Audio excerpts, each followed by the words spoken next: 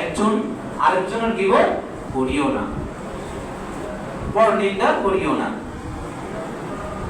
করলে কি হবে ফায়দা বলে দিচ্ছে আল্লাহ তাআলা, আইয়ুহিব্বু আহাদুকুম আন ইয়াকুলা লাহমা আখিহি মাইতান ফাকারিহতুমুহু, এটা সংজ্ঞায় আমি বর্ণনা করলাম।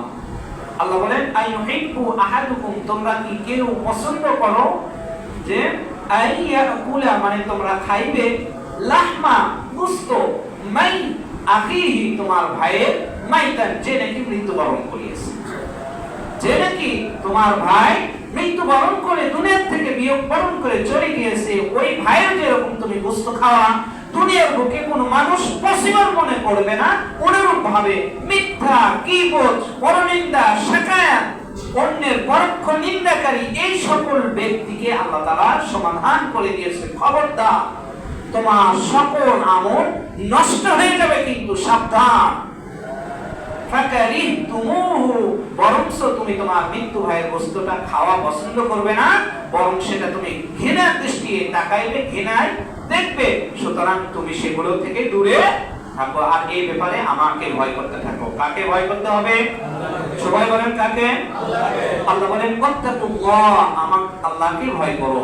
ইন্নাল্লাহা তাওয়াবুর রহিম, আল্লাহ বলেন নিশ্চয় আমি তোমার জীবনে ঘটে যাওয়া যে সমস্ত গুনাহ একটা একটা করে হিসাব করে তুমি বড় গুনাহ করিয়েছো, আমার কাছে ফিরে এসো, ক্ষমা চাও। আল্লাহ বলেন ইন্নাল্লাহা তাওয়াবুর রহিম, নিশ্চয় আল্লাহ রাব্বুল আলামিন সবচাইতে তওবা কবুলকারী ও রহম, পরম দয়া ময়া, যত ভালোবাসা থাকতে পারে কার পক্ষ থেকে হতে পারে? আল্লাহ তাআলার পক্ষ থেকে। দুনিয়ার মানুষ সাময়িক আপনাকে মায়া দেখাবে, মহব্বত দেখাবে, কিন্তু এইগুলো মায়ার জালে পড়া যাবে না। প্রকৃত অর্থে যিনি মায়া করেন, যিনি দয়া করেন, যিনি ভালোবাসেন, যিনি সুস্থ রাখতে পারেন, যিনি আমাকে চলাইতে পারেন, খাওয়াইতে পারেন, এক কথায় যিনি আমাকে সর্ব অবস্থায় সর্ব হালতে ভালো রাখতে পারেন, তিনি আমার আপনার মালিক কে? আল্লাহ সুবহানাহু ওয়া তাআলা। আল্লাহ বলেন ইন্নাল্লাহা তাওয়াবুর রহিম, তোমার জীবনের ঘটে যাওয়া সমস্ত গুনাহের কথা তুমি স্মরণ করো। পাহাড় সমতুল্য গুনাহ হতে পারে, বান্দা আমার দরবারে ক্ষমা চাও, আমার দরবারে ক্ষমা চাইলে তোমার ওই পাহাড় সমতুল্য গুনাহ আমি আল্লাহ রাব্বুল আলামিন আমার দয়ার সাগরে 1 মিনিটের মধ্যে ধ্বংস হয়ে যাবে। বলুন না সুবহানাল্লাহ। আল্লাহ চাইলে পারে কিনা? পারে। আল্লাহ যদি বান্দাকে ভালোবাসেন, অন্য কেউ যদি এখানে বিরুদ্ধচারণ করতে চায় তাহলে পারবে না? পারবে না, কারণ স্বয়ং মালিক ভালোবাসতে থাকে। ইন্নাল্লাহা তাওয়াবুর রহিম, আল্লাহ যদি কাউকে দয়া করতে চায়, তার দয়ার চাদরে নিতে চায়, তার সম্মান বেড়ে দিতে চায়, তাকে উর্ধ্ব দিকে নিয়ে যেতে চায়, দুনিয়ার কোনো অপশক্তি পারবে তাকে হেনস্থ করতে, অপদস্থ করতে? বলেন না, পারবে না। ওয়া তুইজ্জু মান তাশা ওয়া তুযিল্লু মান তাশা বিয়াদিকাল খায়র, আল্লাহ তাআলা এখানে বলেন আমি যাকে আমার এই সংসদে কোরআনের কথা যারা বলবে, তাদেরকে যারা ইন্ডিকেট করে কথা বলবে, জঙ্গি সমর্থিত করবে, তাদের মান সম্মান হানি হবে না, তাদের মান সম্মান আরো আল্লাহ তাআলা বৃদ্ধি করে দিবে। যারা তাদেরকে উদ্দেশ্য করে কটূক্তিমূলক কথা বলবে, তাদের মান সম্মান আল্লাহ তাআলা হানি করে দিবে। অতএব মান তাশা ওয়া তুযিল্লু মান তাশা বিয়াদিকাল খায়র। আমরা সংসদের অবস্থা শুনিয়েছি না? বলেন সবাই শুনিয়েছি তো?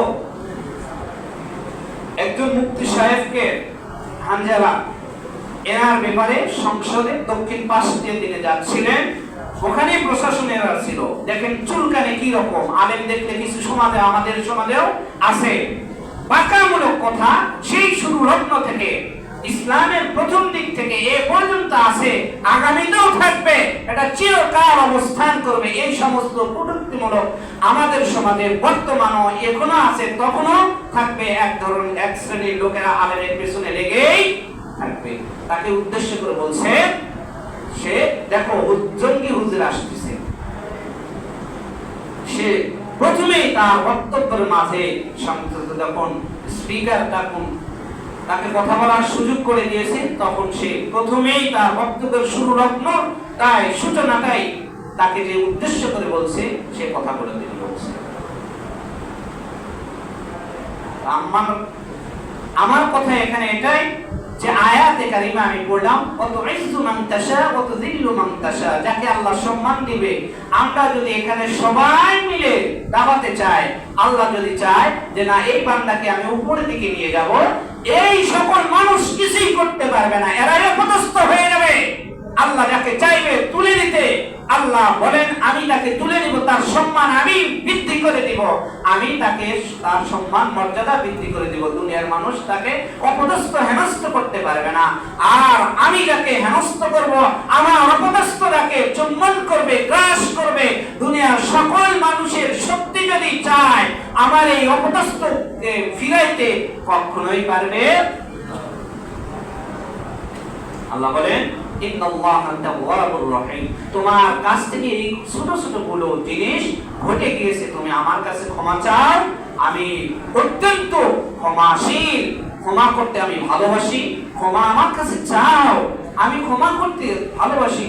যদি তোমরা না চাও আমি কিভাবে ক্ষমা করব? আল্লাহর কাছে ক্ষমা চাইলে আল্লাহ খুশি হন, আল্লাহ রাজি হন, আল্লাহ সন্তুষ্টি প্রকাশ করেন, আল্লাহ উৎপন্ন হন। আর যদি আল্লাহর কাছে আমরা না চাই, আল্লাহ বেজার হয়ে যান।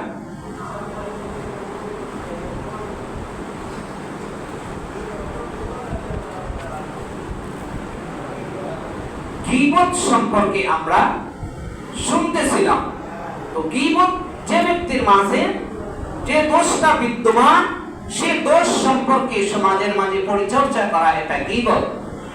দ্বিতীয় নাম্বার, যে ব্যক্তির মাঝে ওই দোষটা নাই, সেই দোষ নিয়ে সমাজের মাঝে পরিচর্যা করা, এটা হচ্ছে মিথ্যা তহমত। দুই জিনিস ভিন্ন। দোষ যদি কোনো ব্যক্তির মাঝে থাকে, সেটাই পর্যালোচনা চাষতলী মসজিদে বিভিন্ন জায়গায় হতে পারে। এটা যে জায়গায় হবে ওই দোষ নিয়ে আলোচনা ওই ব্যক্তির মাঝে আছে, সেই দোষ নিয়ে আলোচনা করা, এটা গীবত, পরনিন্দা, পরোক্ষ নিন্দাকারী। এক। দ্বিতীয় নাম্বার কথা, ওই দোষে গুণান্বিত ওই ব্যক্তি নয়, কিন্তু তাকে তহমত দেওয়া হচ্ছে, অপবাদ দেওয়া হচ্ছে, এটা অপবাদ। এটা আবার ভয়াবহ মারাত্মক গুনাহ। আল্লাহর হাবিব সাল্লাল্লাহু আলাইহি সাল্লাম বলেন, আল গীবাতু আশাদ্দু মিনাজ জিনা, জিনা হচ্ছে সবচাইতে গুনাহের মধ্যে যত গুনাহ রয়েছে সবচাইতে বড় গুনাহ জিনা গুনাহ। এর মাঝে আবার বড় গুনাহ আশাদ্দু মিনাজ জিনা, যে সুদ যদি মানুষ খায়, মানুষ সুদ খাওয়ার কথাকে এইভাবে বলা হয়েছে যে নিজের মায়ের সঙ্গে জেনা করার সাথে তুলনা করা হয়েছে। বলুন না নাউজুবিল্লাহ। আর যদি কোনো ব্যক্তি গীবত করে, পরনিন্দা করে, এটাকে আল গীবাতু আশাদ্দু মিনাজ জিনা, জিনার চাইতেও সবচাইতে ভয়ানক কঠিনতম গুনাহ বলা হয়েছে। এখন আসি আমরা, গীবত চারটি জিনিসের মাধ্যমে হয়। কয়টি জিনিসের মাধ্যমে? সবাই বলেন কয়টি জিনিসের মাধ্যমে? নাম্বার 1, মুখের গীবত হয়। জবান দ্বারা আমরা অনবরত গীবত করতে থাকি, যেটা সঠিক সেটাও বলি, যেটা সঠিক না সেটাও সমাজের মাঝে পরিচর্যা আমরা করে থাকি। এই পরিচর্যার কথা কিন্তু আল্লাহ তাআলা সূরা হুজরাতে বলছেন, তুমি তোমার ভাইয়ের মৃত্যু ভাইয়ের গোশত খাওয়া পছন্দ করো না, অতএব তুমি এগুলো ছেড়ে দাও। তাহলে 1 নাম্বার গুনাহ মুখের গুনাহ, জবান দ্বারা, কথার দ্বারা যে সমস্ত গীবত আমরা করে থাকি, এই সমস্ত গীবত বা পরিচর্যা এগুলো আমাদেরকে ছেড়ে দিতে হবে। কার জন্য? আল্লাহ তাআলার জন্য। 2 নাম্বার, কলব বা অন্তর দিয়ে গীবত করা। কলব বা অন্তর দিয়ে গীবত, সেটা আবার কিভাবে হয়? কলব বা অন্তর দিয়ে গীবত মানুষকে অপদস্থ বা ছোট করে দেখা। এক সমাজে বসবাস করেন 5 জন, 5 জন তো সমান লেভেলে হতে পারে না, 5 জন তো একজন ব্যক্তির সাথে সুসম্পর্ক রাখতে পারে না। 4 জনের সম্পর্ক ভালো, তার লেভেল ঠিক আছে, আর 5ম যে ব্যক্তি রয়েছে তার লেভেলটা একটু নিচের দিকে, তার চলাফেরা একটু নিচের লেভেলে, তার চলাফেরা একটু গরিবের হালতে, সেই ব্যক্তিকে তুমি ওই 4 জনের পর্যায়ে নিয়ে যেতে পারো না, তার সাথে তুমি কন্টাক্ট করতে পারো না, তাহলে বুঝতে হবে তো না তোমার এটা মনের গীবত, অন্তরের গীবত। 2 নাম্বারটার ব্যাখ্যা শুনলাম আমরা। 3 নাম্বার, ইশারার মাধ্যমে গীবত। আমাদের সমাজে আছে, মনে করেন কোন ব্যক্তি একটা অপরাধ করে বসছে, সেই অপরাধ থেকে সে ফিরে আসার জন্য হয়তো তওবা করতে পারে, কিন্তু এই জিনিসটা ওই ব্যক্তিকে দেখে ইশারার মাধ্যমে যে সমস্ত আড্ডায় বসে বলা হয়, আই রে ভাই দেখো ওই ব্যক্তি এই যে হাঁটে যাচ্ছে, এই যে পথ দিয়ে পথচারী যে ব্যক্তি দেখলে গেল, পার হয়ে গেল, এই ব্যক্তি এই কাজ করিয়েছিল, নতুন করে আবার আবির্ভাব সেগুলো ঘটাইতেছে। এটা ইশারার মাধ্যমে বলা হইতেছে, ইঙ্গিত করে কাউকে বলা হইতেছে। এই গীবতটা করা যাবে না, এগুলো কবিরা গুনাহের মধ্যে অন্তর্ভুক্ত। 4 নাম্বার লেখার মাধ্যমে গীবত। 4 নাম্বার কিসের মাধ্যমে বলেন? সবাই বলেন, লেখার মাধ্যমে গীবত। ফেসবুকে স্ট্যাটাস দিয়ে আমরা ফেসবুকে কি সঠিক স্ট্যাটাস দিয়ে আমরা যারা দিই তারা নিতান্তই ভালো। যারা আমরা ফেসবুকে স্ট্যাটাস মানুষ মানে নিজের ভিউটা বাড়ানোর জন্য, নিজেকে প্রতিষ্ঠিত করার জন্য, নিজেকে সেলিব্রিটি করার জন্য, নিজেকে পরিচিত হওয়ার জন্য যে সমস্ত কাজকর্ম আমরা করে থাকি, ফেসবুকে লেখার মাধ্যমে বলেন বা খাতা কলমের মাধ্যমে, অফিসের মাধ্যমে, যে কোনো মাধ্যমে হোক না কেন, এক কথায় লেখার মাধ্যমে যদি হয়ে যায়, সেটা যদি ফেসবুক বলেন, বিভিন্ন কিছু কম্পিউটার বলেন, আদার্স অন্য কিছু যদি হয়, সেগুলোর মাধ্যমে হতে পারে। তবে লেখার মাধ্যমে যদি হয়, মনে করেন একজন ব্যক্তি এখানে সুস্থ সবল রয়েছে, কিন্তু সমাজের কিছু সংখ্যক লোক গুজবের দিকে কান দিয়েছে যে সে অমুক ব্যক্তি, মনে করেন আব্দুল্লাহ নামক কোন ব্যক্তি, সে মারা গিয়েছে, এই গুজবটা সে ছড়াইছে, অথচ সে ব্যক্তি সুস্থ সবল, কিন্তু ফেসবুকে তার ভিউটা বাড়ানোর জন্য, মানুষের মধ্যে কলহ সৃষ্টি করার জন্য, দ্বিধাদ্বন্দ্ব সৃষ্টি করার জন্য বলতেছে সে ব্যক্তি মারা গিয়েছে, তার জন্য তার আত্মার মাগফিরাতের জন্য সূরা পড়ো কয়েকবার, এই সূরা পড়ো কয়েকবার, বাস। বিভিন্ন জন বিভিন্ন ভাবে পড়তেছে, লেখার পর পড়ার পর বলতেছে আমার কমপ্লিট, আমার পড়া শেষ হয়েছে, অথচ খোঁজ নিয়ে দেখা গেল সেই আব্দুল্লাহ এখনো জীবিত, অমুক গ্রামে বসবাস করতেছে, সে মারাও যায় নাই, কোনো কিছু হয় নাই, অসুস্থও হয় নাই, অথচ সমাজের মাঝে এই ফিতনাটা ছড়ানো হয়েছে। তাহলে এটা লেখার মাধ্যমে গীবত করা হলো। এই গীবতটা বলা হয়েছে আল গীবাতু আশাদ্দু মিনাজ জিনা। এই গীবত সম্পর্কে বলা হয়েছে জিনার চাইতেও মারাত্মক ভয়ানক গুনাহ। আর তুমি মৃত্যু ভাইয়ের গোশত খাওয়া পছন্দ করবে না, যেহেতু তুমি এই সকল গুনাহ কাজ ছেড়ে দাও। 5 ধরনের গীবত করে থাকি আমরা সাধারণত। কয় ধরনের গীবত? কয় ধরনের গীবত? আগে বলছি 4 জিনিসের মাধ্যমে গীবত হয়, এখন সাধারণত 5 ধরনের গীবত হয়। কয় ধরনের? 5 ধরনের। 1 নাম্বার শারীরিক। 1 নাম্বার কি বলেন? শারীরিক, শরীরের মাধ্যমে। শরীরের মাধ্যমে গীবত আমরা যেটা জবান দ্বারা করি, মুখ দ্বারা করি, হাত দ্বারা করি, অঙ্গ প্রত্যঙ্গ দ্বারা আমরা গীবত বিভিন্ন দিকে ইশারার মাধ্যমে, ওই যে আগেরটার দিকে ফিরে যাবে আর কি, বিভিন্ন ভাবে করে থাকি। 2 নাম্বার চারিত্রিক।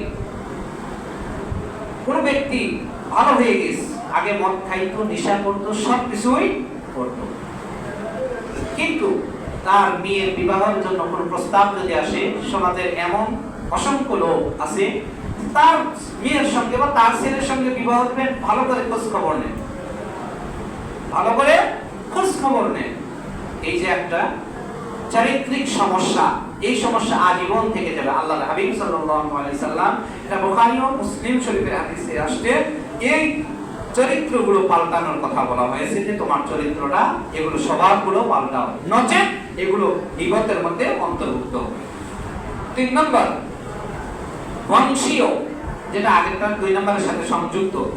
তার বাবা ছিল এই সন্ত্রাসী করতো, মাগিবাজি, বিভিন্ন কিছু, মেয়েবাজি, বিভিন্ন কিছু করতো, তার সঙ্গে নিজের ছেলেকে বা নিজের মেয়েকে বিয়ে শাদী দিবে, এটা হতে পারে না। ভালো করে খোঁজ খবর নাও, এইগুলো বলা যাবে না, এগুলো গীবতের প্রকার। 4 নাম্বার পোশাক পরিচ্ছদ, যেটা আমি আগে 3 নম্বরের কথা বললাম, ইশারায়। পোশাক পরিচ্ছদ সমাজের মাঝে যাদের সঙ্গে ভালো আন্ডারস্ট্যান্ডিং আছে, 10 জন বন্ধু যদি থাকে, 9 জনে প্রভাবশালী সম্পত্তি রয়েছে, কিন্তু 10 নম্বর জনের যদি সম্পত্তি একটু কম হয়, তার সাথে বছরে 1 দিনও যোগাযোগ করে না, আর বাকি 9 জনের সাথে অল টাইম যোগাযোগ করে। কেন? সে ব্যক্তি দুর্বল থেকে তার সঙ্গে যোগাযোগ করে না। আল্লাহর হাবিব বলছেন তাকে ইশারা করে তুমি করতেছো, এটা চলবে না, এটা গীবতের অন্তর্ভুক্ত।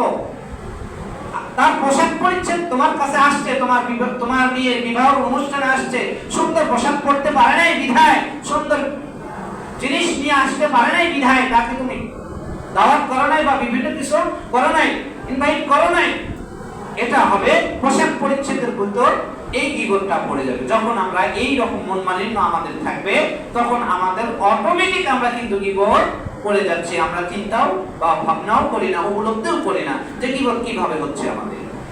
পঞ্চম নাম্বার পরোক্ষ গীবত, যেটা পরনিন্দা, একজন ব্যক্তির অন্য ব্যক্তির পরনিন্দা করা, গীবত করা, সমালোচনা করা। এইগুলো সমালোচনা বর্তমান সমাজে আছে প্রচলিত। এই সকল জিনিস আমাদের সমাজ থেকে যতদিন পর্যন্ত বিতাড়িত না হবে, নিজেরা যতদিন পর্যন্ত সংশোধন না হব, ততদিন পর্যন্ত আমরা ভালো কিছু উপহার পাবো আল্লাহ পাকের পক্ষ থেকে আশা করা যায় না। আল্লাহ তাআলা বলেন এই গীবত প্রসঙ্গে আয়াত নিয়ে আসছেন, ইয়া আইয়ুহাল্লাযীনা আমানু তাকুল্লাহা ওয়া তানজুর নাফসুম মা কদ্দামাত লিগাদিন ওয়াত্তাকুল্লাহ ইন্নাল্লাহা খাবীরুম বিমা তা'মালুন। যে তুমি সামনে যে একটা দিন আসতেছে, তুমি দুনিয়াতে ছিলে ছোট্ট, মায়ের গর্ভে ছিলে, সেখানে তুমি শিশুকাল তোমার ছিল, এরপর ছিল যুবককাল, যৌবনকাল তোমার, এরপর মধ্যবর্তী একটা কাল আসবে, এরপর তুমি আবার আরেকটা জায়গায় পৌঁছবে, আরেকটা ধাপে তুমি পৌঁছবে, বার্ধক্য অবস্থায় তুমি আসবে, বৃদ্ধ হবে, তোমার জীর্ণ শীর্ণ, তোমার টান টান শরীরগুলো জীর্ণ শীর্ণ হয়ে যাবে, মানে ঘোষ লেগে যাবে, লুজ হয়ে যাবে, এই পর্যায়ে তুমি পৌঁছে যাবে। যখন তুমি এই পর্যায়ে পৌঁছে যাবে, তো সামনে একটা দিন আসতেছে, ওই দিনের জন্য তুমি কি করতেছো? লিগতি ওয়াত্তাকুল্লাহ। তুমি সারা জীবন তো মানুষের সঙ্গে গীবত, জেনা, ব্যভিচার, অশ্লীল কাজকর্ম করে আসছো, এখনো পরিবর্তন হতে পারলে না? সামনে যে দিন আসতেছে, তোমার মালাকুল মউত আসবে, তুমি চলে যাবে, তারপরে আমার আদালতে উপস্থিত হবে। যদি তোমার আমলনামা জিরো থেকে যায়, তাহলে তোমাকে তোমার আমলনামা তোমার ডান হাতে নয়, বাম হাতে আমলনামা দেওয়া হবে, শুধু বাম হাতে নয়। আল্লাহ বলেন সূরা কিয়ামার মতো ভিতরে বলেন, ফাআম্মা মান উতিয়া কিতাবাহু বিয়ামিনিহি ফায়াকুলু ইয়া লাইতানি লাম উতিয়া কিতাবিয়া ওয়া লাম আদরি মা হিসাবিয়া ইয়া লাইতাহা কানাতিল কাদিয়া। আল্লাহ তাআলা এখানে বলেন, যাদের আমল ভালো হবে তাদের আমল ডান হাতে দেওয়া হবে। বলুন না সুবহানাল্লাহ। আল্লাহ রাব্বুল আলামিন আমাদের সবারই আমলনামা যেন ডান হাতে প্রদান করেন, সকলে বলি আমিন। আর যাদের আমলনামা বাম হাতে দেওয়া হবে, মুফাসসিরিন কোন আয়াতে বলা হয়েছে মি ওয়ারাই, যে তার হাতটাকে এইভাবে লম্বা করে পিছনে নিয়ে যাওয়া হবে, গিয়ে তার যে পিঠের পাঁজর রয়েছে, পাঁজরের ভেতর দিয়ে তার আঙ্গুলটাকে বড় করে লম্বা করে, এখন বর্তমান সমাজে যে সমস্ত ভাইরা নখ রাখে, ওই সময় তাদের নখ হবে পিতলের নখ, ওই নখগুলো ভিতরে পাঁজরের ভিতর দিয়ে সামনের দিকে বাহির করবে, বাহির করে তারপর আমলনামা তার বাম হাতে দেওয়া হবে। নাউজুবিল্লাহ, কত বড় কষ্টের কথা।